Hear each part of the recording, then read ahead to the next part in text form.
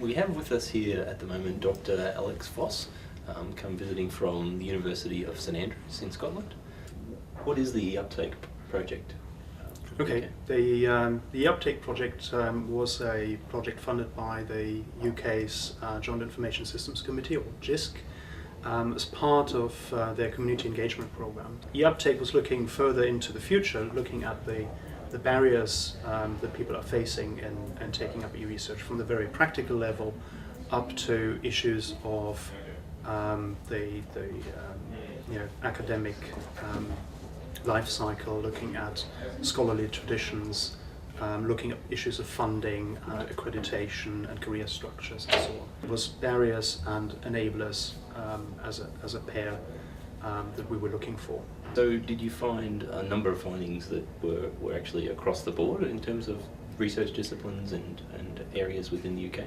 So very generally, I think what has struck us is just how important the human part of the infrastructure is.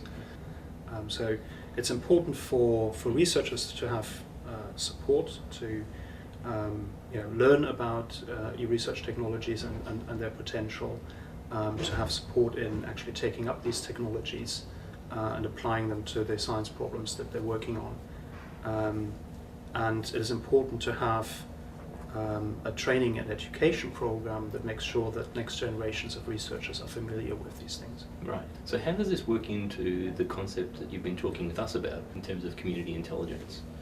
The e-research project is an example of a relatively small number of projects that have gone and studied e-research as an emerging phenomenon, as applied social science methods to studying this. But the problem is that these projects are relatively high effort projects. They take a lot of resource and a lot of time, and they provide really just a snapshot of what is really going on. At the same time, service providers are analyzing data that they have, for example, about the usage of systems, or the kinds of questions that people ask in help desks, the number of tickets they get per time period, and so on, to find out about changes in the usage of e-infrastructure and to find out about common problems. So the idea of community intelligence is to really come up with a process that captures all these different modes of investigation and makes the data available on a more routine basis, and also facilitates an analysis of the data, not just by a small group of researchers, but by the community more generally. Oh, well, thank you very much. I hope you enjoy the rest of your Australian story. Thanks very much. It's been a very pleasant stay. No worries.